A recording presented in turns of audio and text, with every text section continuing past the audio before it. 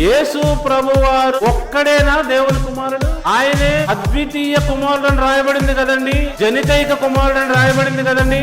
మరి దీనికేం సమాధానం చెప్తారు? గ్రీక్ వర్డ్ ని చూడాలి, ఎలా పడితే అలా అర్థం చేసుకోకూడదు. అద్వితీయ దేవుని కుమారుడు అంటే యునిక్ గా జన్మించబడిన కుమారుడు.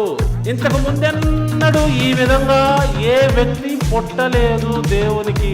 దేవుడు మట్టి నుంచి మానవుని చేశాడు, దేవదూతల్ని చేశాడు, వాళ్ళందరినీ కూడా దేవుని కుమారులని పిలిచారు. కానీ యేసు ప్రభువారు వీళ్ళకలాగా పుట్టలా, ఆయన ప్రత్యేకంగా పుట్టాడని చెప్పడానికి యునిక్ వే అని వాడబడితే అద్వితీయ దేవుని కుమారుడు అంటున్నారు. తప్పది, అద్వితీయ కాదు, అది యునిక్ వే. అంటే ఫస్ట్ టైం ఇలా జరిగిందని చెప్పడానికి ఆ వాక్యం వాడబడింది. యేసు ప్రభువులాగా ఎవరు పుట్టలేదు ఇంతకు ముందన్నాడు. అయితే యేసు ప్రభువులాగా ఇంకా చాలా మంది పుట్టబోతున్నారని చెప్పారు.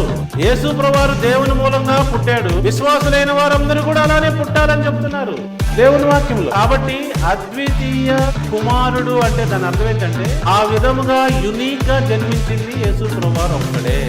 అప్పటికి ఆ తర్వాత ఆయన వలె మిగతా వారు కూడా జన్మించబోతున్నారు. Is unique kind of son అన్నమాట. అలా యేసు ప్రభువారు జన్మించడానికి చెప్పబడిన మాటని తప్పుగా అర్థం చేసుకుంటున్నారు.